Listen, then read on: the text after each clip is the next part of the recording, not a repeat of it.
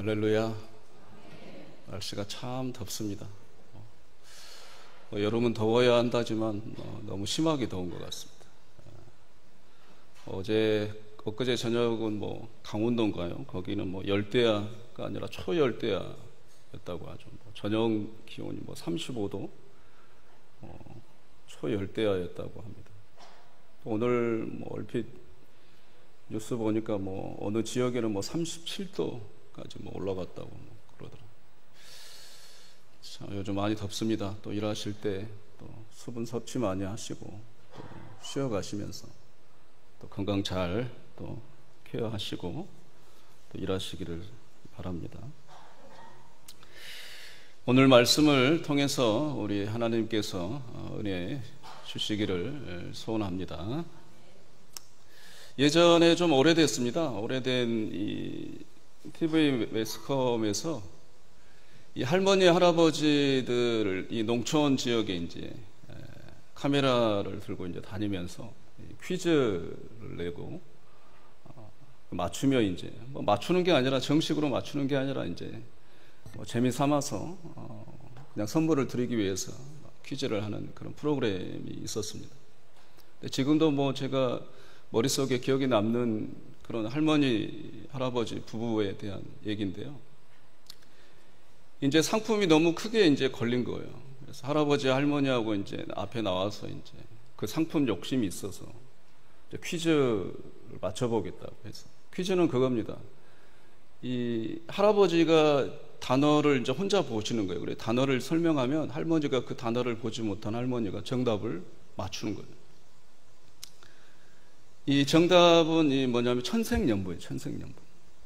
할아버지가 이제 이걸 설명하기 위해서 이제 머리를 짜는 거예요. 할머니에게 이제 이렇게 당신과 내가 만난 걸 뭐라 그래? 그랬더니 할머니가 1초도 고민 없이 왼수.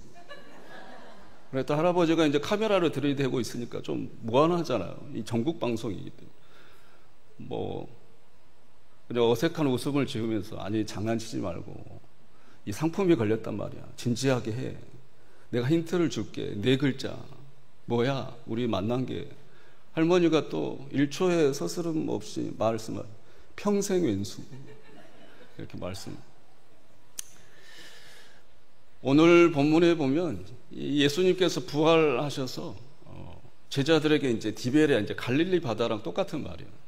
갈릴리 바다에 이제 가신 장면이 나오는데, 재밌는 것은 본 앞장에 20장에 가보면 예수님의 이 부활 사건이 이미 공공연하게 알려졌어요. 제자들도 가서 이제 무덤을 들여다보니 시체가 없는 거예요. 그래서 예수님이 부활하셨구나 라고 그런 걸 알았음에도 불구하고 오늘 이 본문에는 그냥 자기 그 직업으로 이제 돌아가는 그런 장면의 내용입니다. 예수님하고 이 제자지간은 인간적으로 생각하자면 왼수지간이어도 표현해도 별반 다름이 없어요. 예를 들면 제자들이 3년여간에 예수님을 따라 날 때는 내가 죽을지라도 내가 스승님 배반하지 않겠습니다 그러잖아요. 근데 예수님이 정작 붙잡히니까 뭐예요? 예수님을 따르던 무리들이 발각되면 다 죽을 것 같으니까 제자들이 다 도망가잖아요. 근데 마가복음에 가자면 한 제자는 어떻게까지 도망가냐면 도망가다가 이 겉옷이 잡힌 거예요. 근데 잡히면 죽을 것 같으니까 그 옷을 다 벗고 도망가는 거예요. 그러니까 반나체로 도망가는 거예요. 살고 싶어서. 예수님이 그걸 안 들으셨겠어요. 다 보셨을 거란 말이에요. 여러분이 잘 아시는 베드로는 어떻습니까? 마가복음 14장 65절에 가보면 그러잖아요. 이 예수님의 이제 베드로가 이 71절에 가보면 자기가 호언장담 하잖아요. 한번 볼까요? 공동번역으로 제가 가져와 봤는데, 이 모닥불을 쬐고 있는데 한 여종이 묻는 거예요. 너 예수 당 아니야? 그랬더니 이 베드로가 3번째 부인하는 거예요. 이 말을 듣고 베드로는 거짓말이라면 1000벌이라도 받겠다고 맹세까지 합니다. 나는 당신들이 말하는 그 사람은 알지도 못하고 하고 잡아댄 거예요. 내가 만약에 예수님의 그 도당이면 나에게 1000벌이요, 하나님이 1000벌을 줘도 괜찮다, 이런 얘기를 하는 거예요. 그런데 예수님은 이 얘기를 다 듣고 계신 거예요. 지금 뜰에서.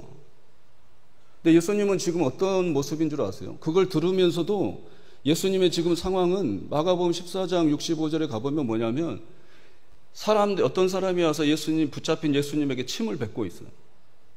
예수님은 지금 침뱉음을 당하고 있는 거예요. 또 어떤 사람은 예수님의 눈을 가려놓고 주먹으로 때려요. 그러면서 뭐라고 놀리냐면 너가 선지자지, 선지자 노릇해봐.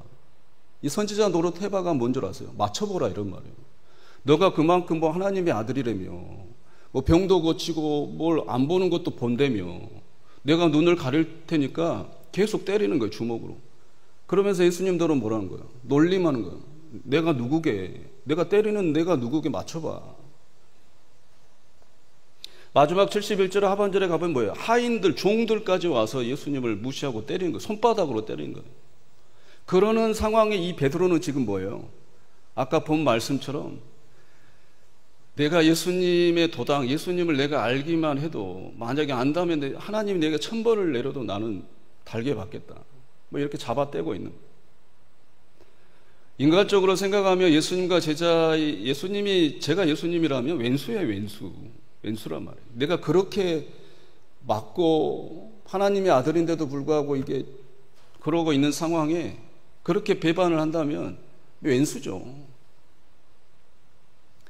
제자들의 입장도 물론 이제 이해를 할 수는 없지만 좀 이해를 좀 해보자면 뭐 그럴 수 있는 거죠. 왜냐하면 3년여 동안 예수님을 따라다녔는데 기적을 베풀고 완전 초인적 스승인 줄 알았는데 갑자기 십자가에서 힘없이 그냥 저항 없이 그냥 죽어버리는 거예요. 근데 무덤에 갔더니 시체가 사라졌어. 로마 병정의 이 소문들이 퍼뜨리잖아요. 부활한 게 아니라고. 예수님의 어떤 팬들이 그 시체를 훔쳐가서 부활했다고 헛소문을 퍼뜨린다고 이런 헛소문에 이제 들리는 거예요. 시리에 빠질 수밖에 없죠. 뭐 예수님 따라다닐 때 얼마나 배고픔과 이 모함에 왕따도 당했는데 누가복음 6장에 가보면 배고픔이 얼마나 심했냐면 밀밭 사이로 가는데 자기 밭도 아니에요. 근데 너무 배고프니까 밀을 살짝 좀 비볐단 말이에요. 근데 안식일법에 뭐예요? 이 비비는 행위 자체가 노동법에 걸린단 말이에요. 그것을 쫓아다니면서 본 유대인들이 또 손가락질 하는 거예요. 쟤네들 안식일법을 범했다. 이런 고초를 겪었던 제자들의 입장에서 물론 이해가 갑니다만 어찌됐든 제자들의 입장에서건 예수님의 입장에서건 그들 사이가 참 왼수 같은 사이인 것 같은데 오늘 말씀해 보니까 예수님이 어때요? 다시 그런 제자들에게 찾아오시잖아요. 그래서 오늘 본문의 말씀에 제가 짧은 시간에 여러 가지 말씀드릴 수 없지만 이 단어 하나에 좀 주목해서 말씀을 좀 풀어보도록 하겠습니다. 물고기. 오늘 본문에 등장하는 물고기 단어들이 참 많습니다. 근데 각기 이 원어 자체가 달라요. 5절에 사용된 물고기, 그 다음에 6절에 사용된 물고기, 그 다음에 9절, 10절, 13절 여기에서 사용된 물고기의 단어가 각기 다 달라요. 먼저 5절에 한번 볼까요? 예수님께서 이제 이 디베랴 바닷가에 온 이 물질하는 물고기, 고기 낚는 이 제자들에게 와서 묻잖아요. 너희에게 고기가 있느냐 물으시잖아요. 물고기가 원어는 뭐냐면요. 원어의 뜻을 좀 번역해 보자면 너희들이 잡은 게 없지 이렇게 물으시는 거예요. 우리나라 번역은 물고기 잡은 거 있어? 이게 순수하게 물어보신 것 같지만 원어의 뜻은 확신하고 물어보신 거예요. 너희들이 물고기 잡은 거 없지? 없잖아. 이렇게 물으신단 말이에요. 예수님을 떠나서 잡힐 수 있는 이 고기, 이 생선 물고기 사용된 이 언어는 이 보통 물고기 아니에요. 고급진 물고기예요. 이게 진미란 말이에요. 고위급의 상에 올라가는 아주 최상의 물고기 이 단어가 쓰여있어요. 오늘 본문에 이 5절에 한 번밖에 안 써요. 예수님께서 물으시는 건 뭐예요? 너희들이 나를 떠나서 좀 해보려고 했는데 최상급의 어떤 것을 얻었어? 너희들은 얻지 않았잖아. 낚지 않았잖아. 결과물이 있어? 예수님께서 확신하면서 말씀하시는 거예요. 당연한 거예요. 우리가 예수님을 믿는다고 하면서 예수님을 등을 돌리면 우리에게 최상급의 그 어떤 것도 있을 수가 없어요. 반대로 우리에게 최상급이 있고 우리에게 뭐가 주어졌다 이것은 우리가 하나님의 은혜 때문에 이게 주어진 거란 말이에요. 건강이 있으세요? 물질이 있으세요? 아니, 후손들이 건강하세요? 이런 것은 뭐예요? 우리가 하나님의 은혜를 받아서 하나님이 우리와 함께 있기 때문에 우리가 쥐어진 거란 말이에요. 최고급이단 말이에요. 우리가 드릴 수 있는 것도 뭡니까? 내 노력에 의해서 이게 만들어진 게 아니란 말이에요.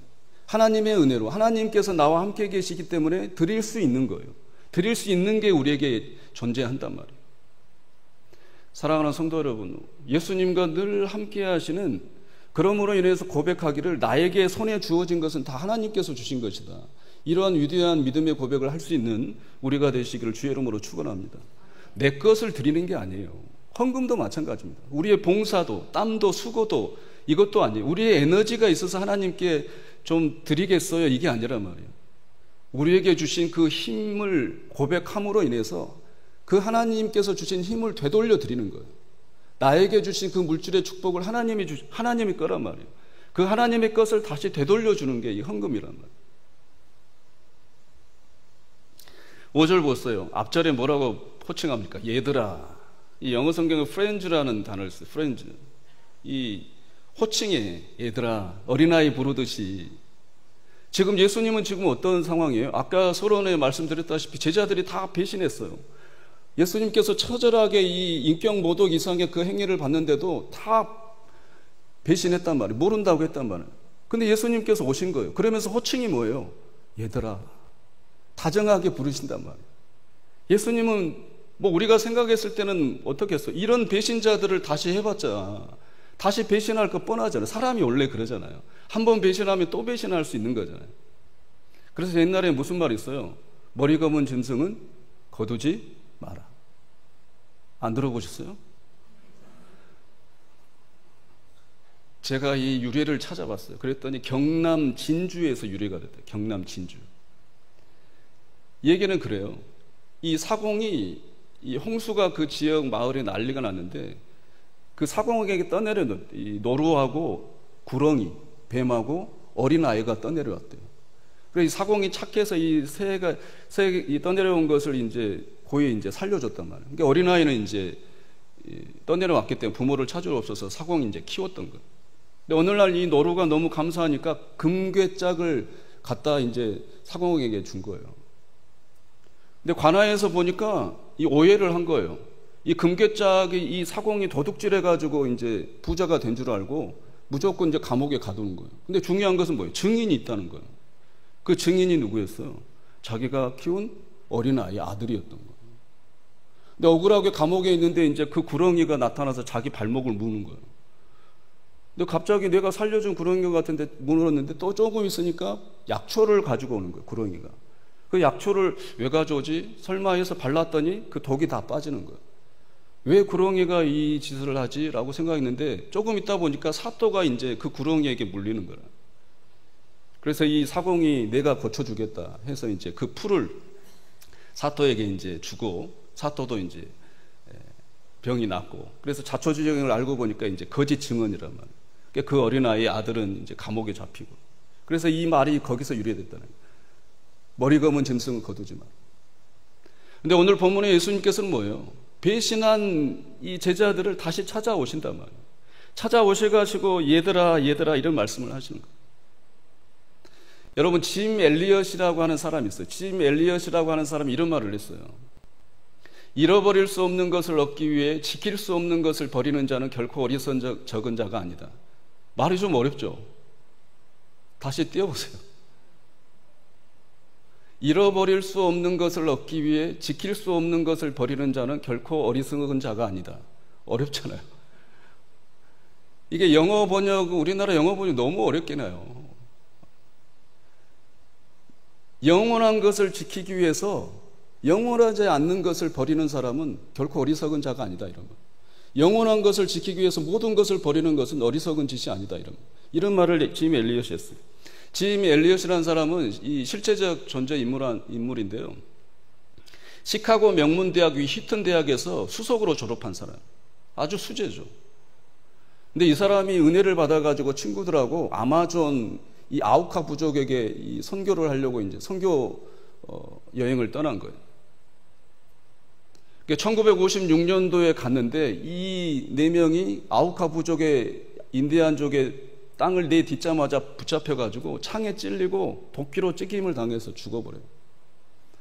근데 이게 이제 미국에 알려지니까 온 지상의 매스컴들이 난리가 난 거예요. 그 큰 활자가 뭐냐면 이게 무슨 불필요한 낭비인가. 이 타이틀 신문 지상의 제목들이 도배가 됐어요. 복음도 전해보지도 못하고 죽은 거예요. 게다가 수재가. 그리고 친구들과 함께 그것도 잔인하게 창과 그냥 도끼로 그냥. 근데 짐 엘리엇이라고 하는 사람, 이 아내에게 엘리자벳이라고 하는 사람이 있었단 말이에요. 엘리자벳이 이제 간호학을 전공해가지고 다시 남편이 못다 이룬 그 복음 전파를 위해서 그 아우카 부족에게 다시 간 거예요. 근데 우연인지 모르겠지만 아우카 부족에게는 여자들을 죽이는 그런 전통이 없어요. 그래서 엘리자벳이 최선을 다해서 간호하고 5년을 이렇게 있다가 결국 이제 사장이 있어서 이제 본국으로 귀환하는데 추장이 와서 물어보는 거예요. 아니, 당신이 이름이라도 좀 알려달라. 왜 이렇게 우리 알도 모르는데 헌신적으로 와서 이렇게 우리를 뭐 케어해 주느냐. 그때 짐 엘리엇이 말한 거예요. 나는 당신이 5년 전에 죽인 그 짐 엘리엇의 아내 엘리자벳이다. 남편이 못다한 너희들에게 주지 못한 그리스도의 사랑을 내가 주기 위해서 네가 다시 왔다. 이 말을 들은 추장이 난리가 난 거예요. 온 마을이 난리가 난 거예요. 말도 안 했는데 교회가 세워지기 시작한 거예요. 재밌는 것은 아니지만 이 엘리엇 이 4명의 친구들을 죽인 이 현지인 3명이 세워진 그쪽 교회의 담임 목사가 됐어요.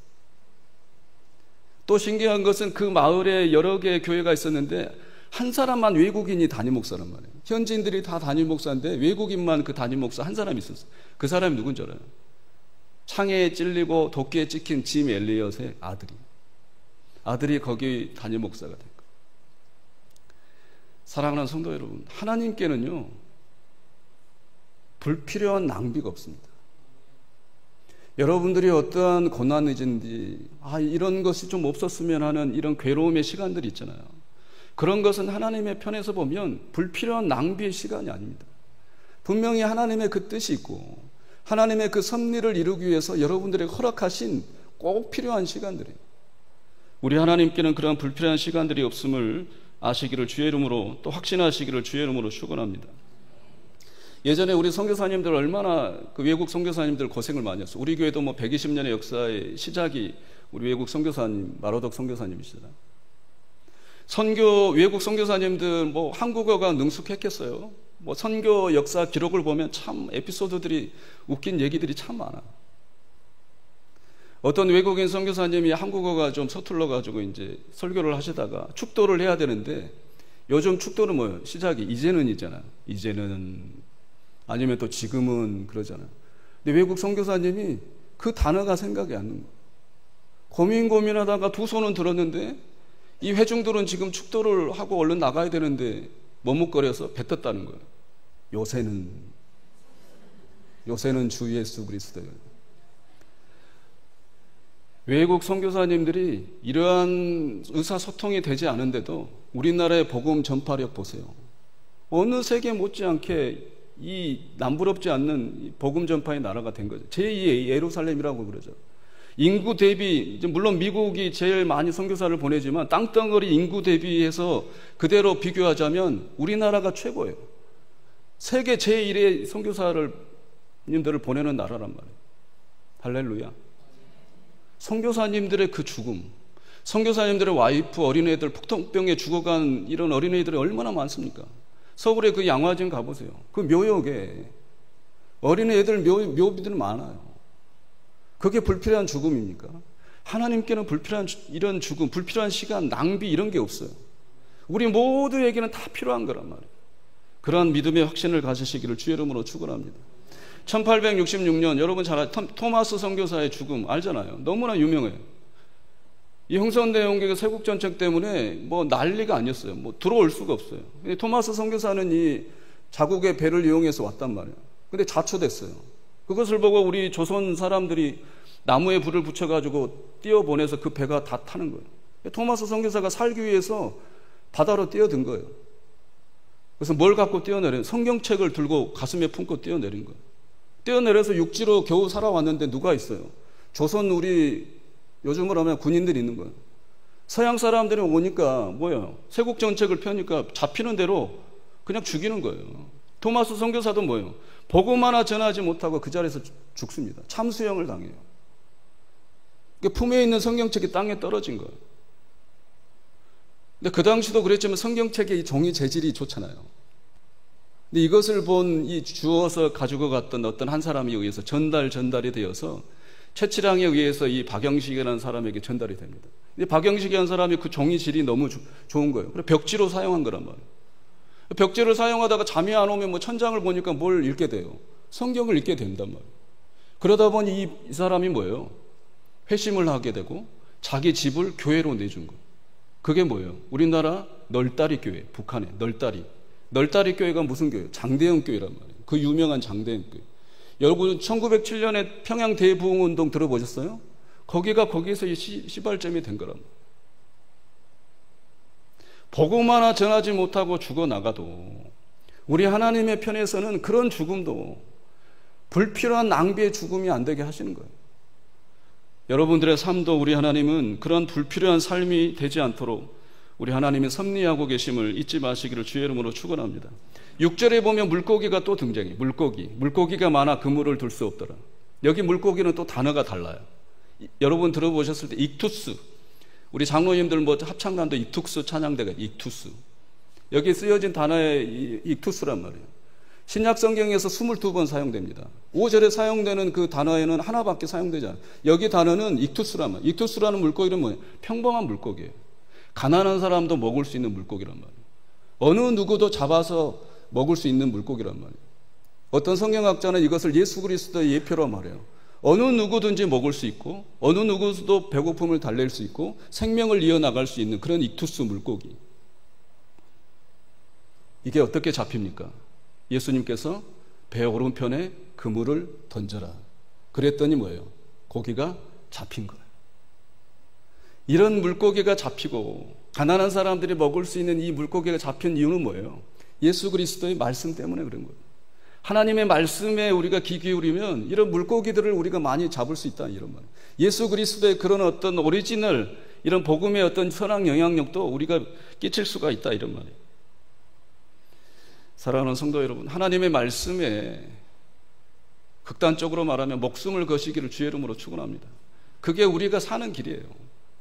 아무리 우리가 노력을 해봤자, 그물질 해봤자 밤샘 뭐 잡힙니까? 그러나 예수님께 그 말씀을 의지해서 오른편에 던져라. 그랬더니 물고기가 잡힌다, 이런. 예수 그리스도께서 우리에게 오셨다. 그 말씀으로 인해서 우리가 사는 거예요. 마지막으로 9절, 10절, 13절 이 생선이라는 단어가 똑같아요. 근데 5절, 6절하고 또 다릅니다, 단어가. 9절, 10절, 13절의 이 생선이란 이 단어의 뜻은 뭐냐면 요리된 생선이에요. 절인 생선이란 말이에요. 지금 예수님께서 숯불 위에 뭘 올려놓으셨다는 거예요? 이미 요리된, 이미 절인 생선을 올려놓고 뭐예요? 기다리고 계신다, 이런 말. 예수님께서 식탁을 차려놨다, 이런 말.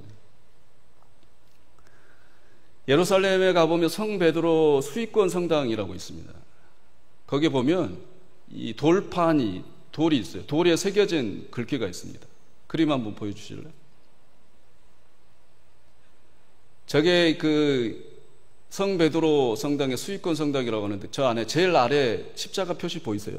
저 돌판에 새겨진 글이 있어요. 이게 뭐냐면 멘사 크리스티라고 적혀 있어요. 이 뜻이 뭐냐면 주님의 식탁이에요. 주님의 식탁.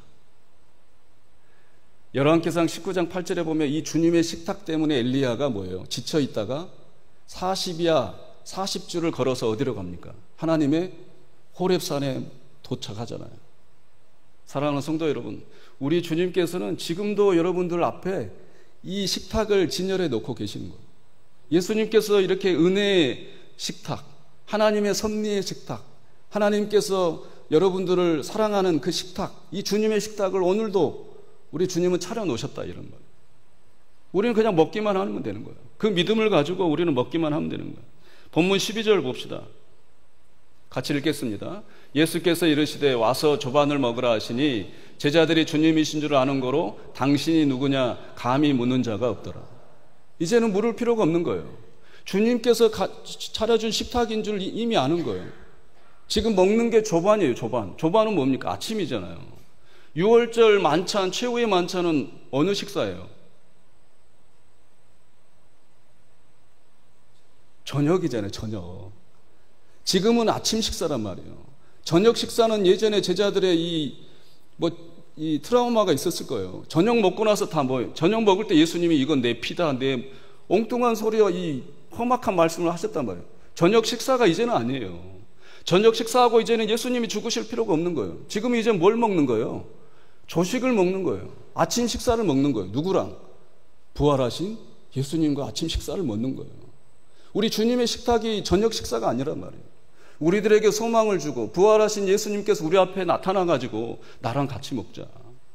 이건 은혜의 식탁이야. 분명히 너를 하나님의 원하시는 그 지경까지, 목적지까지 도달하게 만들 거야. 우리 같이 은혜의 식탁을 나랑 먹자. 오늘도 여러분들에게 그런 식탁, 조식을 하나님께서 차려주셨단 말이에요. 여러분들의 평생에 우리 하나님께서, 우리 예수님께서, 성령 하나님께서 그런 조식을, 주님의 식탁을 차려주실 줄로 믿습니다. 제자들이 이제 물어볼 필요가 없는 거예요. 그냥 같이 식사를 하니까, 그런 조식을 먹으니까 이제는 뭐 당신이 누구세요? 진짜 예수님에서 할 필요가 없는 거예요. 그런 믿음의 감각이 우리에게 있어야 합니다. 주님의 식탁을, 은혜의 식탁을 먹으면서도 의심하는 그런 믿음이 있어서는 안 돼요. 아, 이것이 하나님께서 주시는 거구나. 이 식탁을 하나님께서 차려주셨구나. 오늘 나를 살리신 분이 하나님이시구나. 우리 자녀들을 이렇게 보호해 주신 것이 오늘 하나님이셨구나. 하나님이 차려주신 은혜의 식탁이었구나. 이런 확실한 믿음이 우리에게 있어야 합니다. 평생에 이러한 확신의 믿음이 우리 모두에게 있으시기를 주의 이름으로 축원합니다. 5절 보세요. 얘들아, 프렌즈라고 제가 말씀드렸잖아요. 어떤 학자는 재밌게 번역합니다. 이 철부지들아. 이 어린아이 이 용어가 두 가지 그런 의미가 있단 말이에요. 정감의 언어도 있지만 좀 그런 뜻이 있단 말이에요. 이 철부지들아. 철부지가 뭐예요? 말 그대로 계절을 구별할지 모르는 사람을 철부지라는 말이에요. 철들었다 이 말은 뭐예요? 철이 바뀌었다 이런, 철이 몇 번 바뀌었다 이런 말, 바뀌어서 이제 나이 들었다 이런 뜻이에요. 철부지란 말은 철을 모르는 거예요. 얘들아, 이 철부지들아, 내가 부활했고 내가 죽는다 그랬잖아. 그러나 거기에 끝이 아니고 내가 살아난다 그랬잖아. 내가 갈릴리로 먼저 가겠다 그랬잖아. 이 철부지들아. 예수님이 그런 말씀을 하신 거예요. 이제는 철을 좀 알아라. 이제는 하나님의 은혜를 좀 확신해라. 이런 말이에요. 사랑하는 성도 여러분, 철부지가 되지 마시기를 간절히 소원합니다. 하나님의 은혜를 즉시 깨닫고 깊이 깨닫고, 아, 이것이 하나님의 은혜구나. 하루하루 감격하며 살아내시는 우리 귀한 성도님들 되시기를 주의 이름으로 축원합니다. 예수님이 아침을 먹을 때 뭐라 그래요? 와라. 와서 조반을 먹으라 그러시죠. 와라. 이게 뭐예요? 초대란 말이에요. 오늘도 예수님은 그 식탁을 차려놓고 초대하셨어요. 여러분들을. 와라. 와서 같이 먹자. 이 와라라는 게 얼마나 중요한 단어인 줄 아세요? 신약에서 400번 쓰였습니다. 400번. 구약에서 200번 쓰였어요. 성경에 총 몇 번 쓰인 거예요? 이 쉬운 산수도 못 하시군요. 신약에 400번, 구약에 200번, 총 몇 번 쓰인 거예요? 600번이 쓰였단 말이에요. 단어가 뭐라고요? 와라. 이 백성들아 나에게 와라. 내가 식탁을 차려줄 테니 우리 같이 먹자. 와라. 주님의 식탁으로 오라는 말이 성경에 600번이나 쓰여있다니까.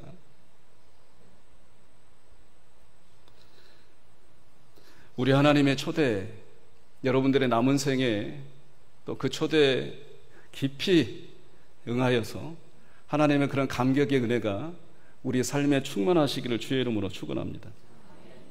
여러분 볼펜을 많이 쓰실 텐데 모나미 볼펜 아시죠?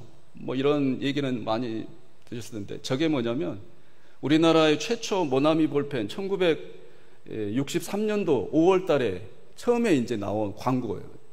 모나미 볼펜이 잉크로 이제 돼서 처음 광고 사진이란 말이에요.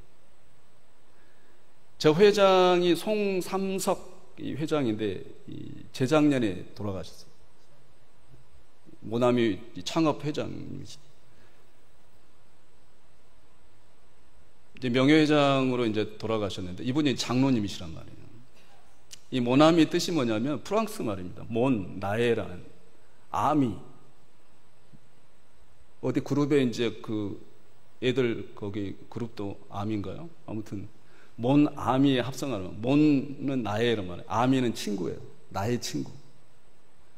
처음에 이제 뭐 이름을 지으려고 했는데 모나미 했더니 그 당시에 모나미 물감이 있었나 보죠. 그래서 구별을 해야 된다는 거예요. 갑자기 이 장로님이 요한복음 오늘 본문이 생각난 거예요. 153마리 물고기. 그래서 모나미 10153이 그때 이제 지어지게 된 거예요. 지금까지 이 회사가 유지되는 거잖아요. 이 장로님이 이런 기도를 하나님께 드렸습니다. 같이 읽어볼까요? 하나님, 제가 모나미 153이라는 볼펜을 만들겠습니다. 하나님, 이 볼펜의 모든 사람의 손에, 아니 전 세계의 사람의 손에 들리기를 원합니다. 장로님의 기도가 이루어진 거란 말이에요. 우리의 기도가 이루어지기를 주의 이름으로 축원합니다. 우리들의 모든 손에 세상 것이 있지 않고 하나님의 은혜만 있기를 간절히 소원합니다. 우리 후손들의 손에 들려지는 것이 하나님의 은혜만 있기를 소원하는 게 우리의 기도여야 되는 거예요. 그렇지 않아요? 그런 하나님의 뜻을 구하는 기도는 들어주신단 말이에요. 어떠한 불필요한 시간 낭비 없이 그 모든 상황도 하나님은 필요하셔서 허락하셔서 그 손의 은혜를 달라는 하나님의 그런 소원하는 기도의 응답을 분명히 들어주실 줄로 믿습니다.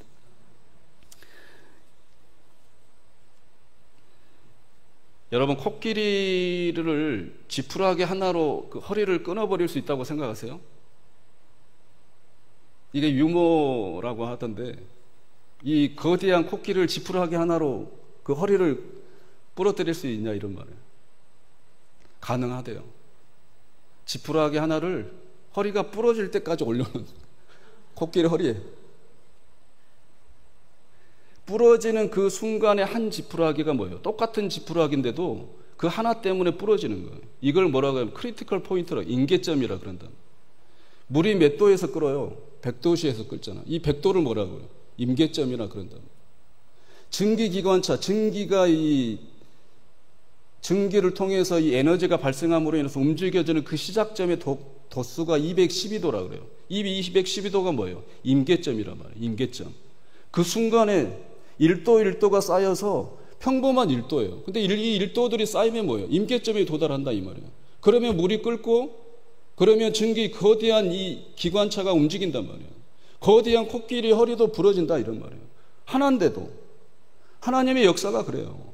하나님의 그 뜻을 이루기 위해서 뭐예요? 하나하나의 지푸라기, 우리가 생각했을 때는 의미 없고 가벼운 것들이지만 하나님께는 그 불필요하지 않는 거예요. 필요한 것들이 쌓이게 하여서 하나님의 뜻을 이루신다 이런 말이에요. 여러분들의 삶이 그렇습니다. 여러분들이 당하는 어쩌면 어려움들도 다 마찬가지입니다. 좋은 일도 마찬가지예요. 그 모든 것들이 하나님께는 필요한 거란 말이에요. 지푸라기 하나로 보일 수 있지만 그 무게가 너무 가벼워서 우리는 가당치 않는 거라 생각되지만 결국 하나님의 섭리에 의해서 코끼리의 허리가 부러진다니까요. 이게 바로 믿음입니다. 이런 하나님의 위대한 믿음을 신뢰하시기를 주의 이름으로 축원합니다. 점들이 모여서 임계점이 되면 뭔 줄 알아요? 뭐가 됩니까? 선이 되는 거예요. 점이 모여서 임계점에 도달하면 선이 되는 거예요. 선이 모여서 임계점이 도달하면 뭐가 됩니까? 면이 되는 거예요. 면이 임계점이 되면 뭐가 된 줄 아세요? 입체가 돼. 입체적인 작품이 되는 거다 이런 말. 여러분들이 그런 작품이세요. 하나님께서 여러분들에게 태어나면서부터, 아니 태어나기 전부터 예정하신 그런 하나의 점들의 시간의 분초마다의 그 사건들과 여러분들의 생각들을 다 모아서 임계점으로 지금 만들고 계신 거예요. 점이었던 것이 선이 되게 하시고, 선이었던 것이 면이 되게 하시고, 면이 되게 하신 것이 결국엔 하나님이 원하시는 그 뜻의 걸작품인 입체 작품으로 하나님이 분명히 만드실 거란 말이에요. 위대한 신앙의 고백으로 승리해 나가시기를 주의 이름으로 축원합니다. 하나님의 꿈이 있어요. 디모데전서 2장 4절. 하나님은 모든 사람들이 구원에 이르기를 원하시고 진리를 아는 데 이르시기를 원하십니다. 하나님의 꿈이 이런 거예요. 그것을 위해서 지금 하나님이 열심으로 일하고 계시는 거예요. 임계점으로 사람들을 만들고 계시는 거예요. 모든 사람들이 구원받았으면 좋겠다. 나를 좀 알았으면 좋겠다.